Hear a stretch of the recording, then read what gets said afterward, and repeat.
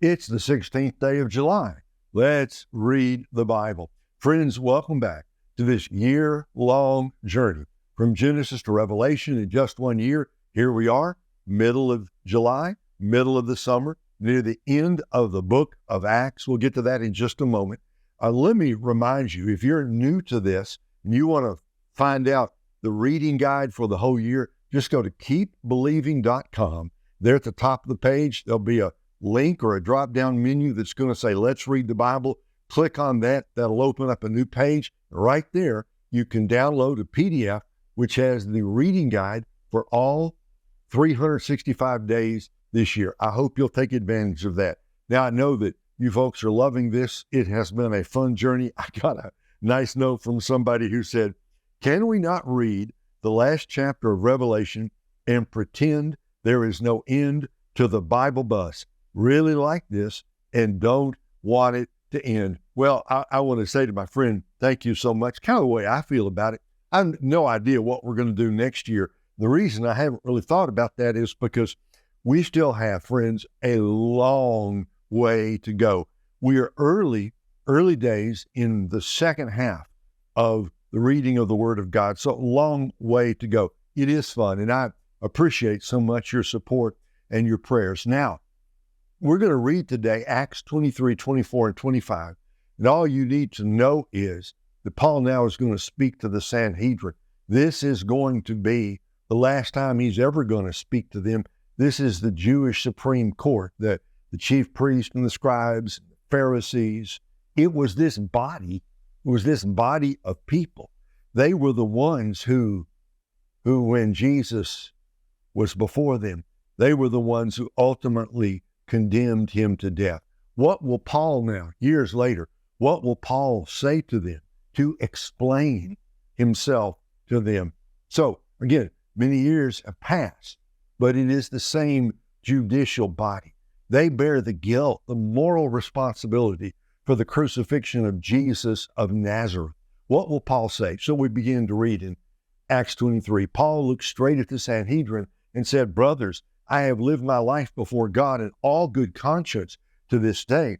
The high priest Ananias ordered those who were standing next to him to strike him on the mouth. Then Paul said to him, God is going to strike you, you whitewashed wall. You are sitting here judging me according to the law, and yet in violation of the law, are you ordering me to be struck? Those standing nearby said, do you dare revile God's high priest?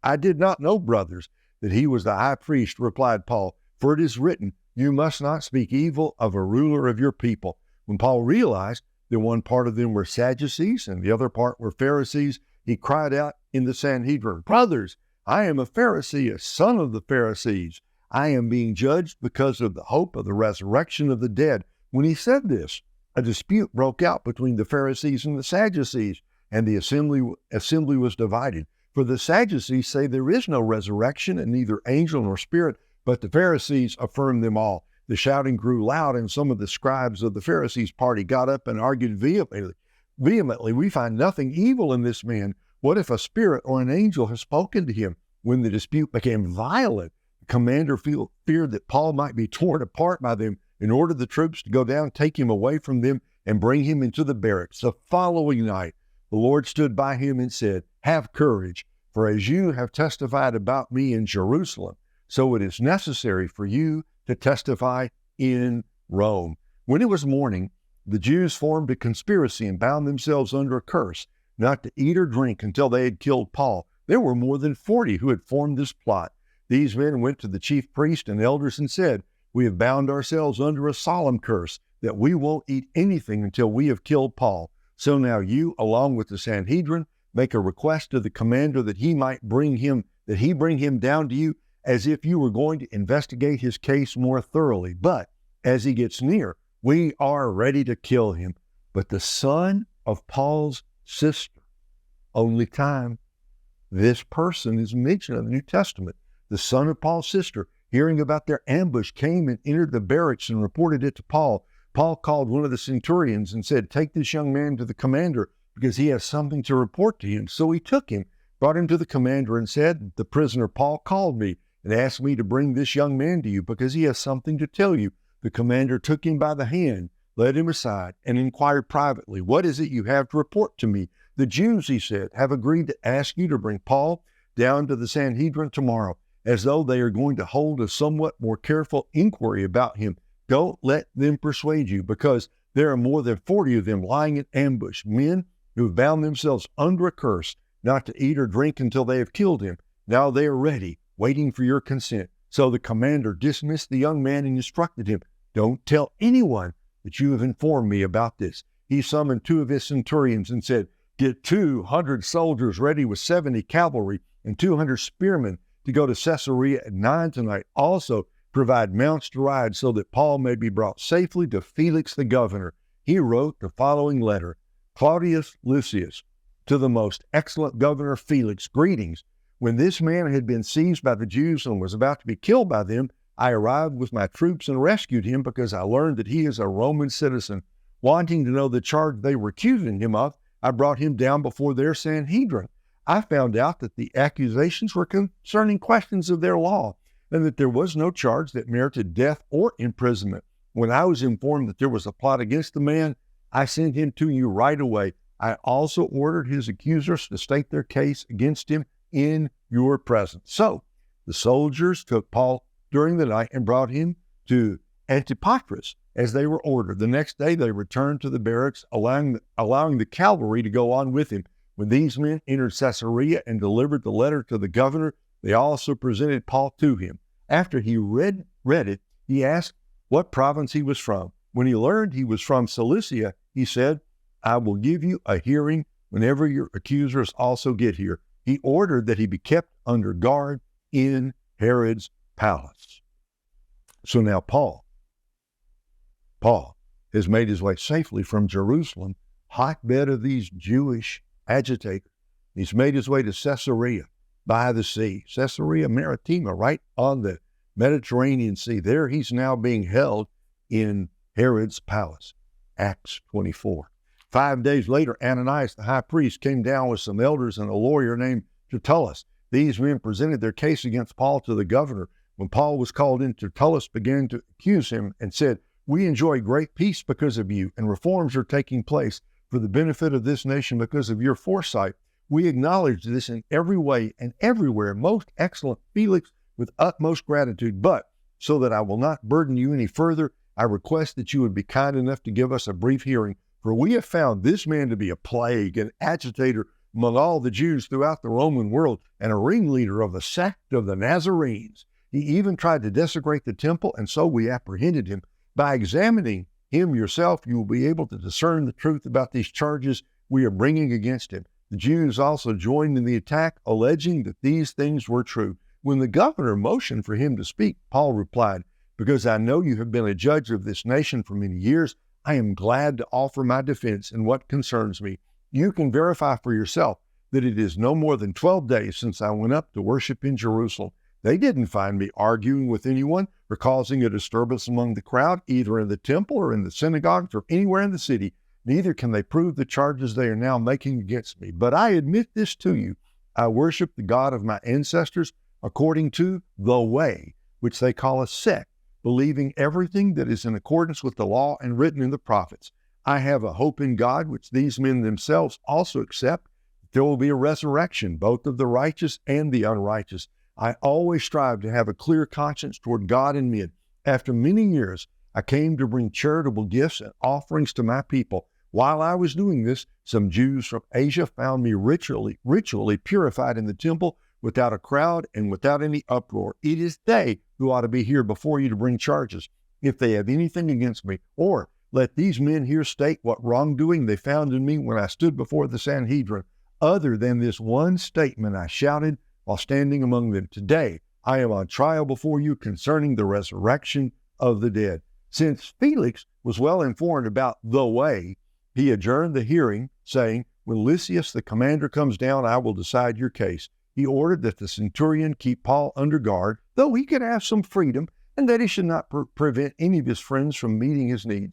Several days later, when Felix came with his wife Drusilla, who was Jewish, he sent for Paul and listened to him on the subject of faith in Christ Jesus. Now, as he spoke about righteousness, self-control, and the judgment to come, Felix became afraid and said, leave for now, but when I have an opportunity, I'll call for you. At the same time, he was also hoping that Paul would offer him money. So he sent for him quite often and conversed with him.